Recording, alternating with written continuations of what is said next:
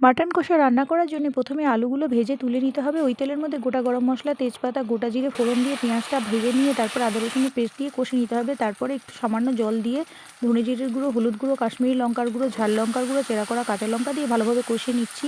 তারপরে কষা হয়ে গেলে এবার ওর মধ্যে দিয়ে দেবো 1 চামচ মতন চিনি। 1 চামচ মতন চিনি দিয়ে খানিকটা নাড়াচাড়া করে ওর মধ্যে 3টে মতন কুচানো টমেটো ও ধনেপাতা কুচি অ্যাড করছি। আপনারা চাইলে লেবুর রস বা দইও অ্যাড করতে পারেন, একই রকম খেতে হবে।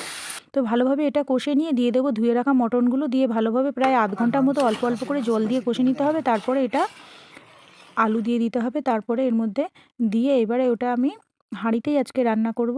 তো আমি এখানে প্রেসার কুকার ব্যবহার করিনি। তো দেখুন এটা প্রায় হয়ে এসছে তরকারিটা, ওই জন্য ওপর থেকে খানিকটা কুচনো ধনেপাতা দিয়ে দিলাম। রান্নাটা রেডি, একদম অসাধারণ খেতে হয়েছিল এবং তুলতুলে খুব সফট হয়েছিল। তো আমি বাসমতি রাইসের সঙ্গে পরিবেশন করেছি, ভীষণ ভালো লেগেছে। বন্ধুরা আপনারাও এভাবে বাড়িতে ট্রাই করে দেখুন, খুব ভালো হয়।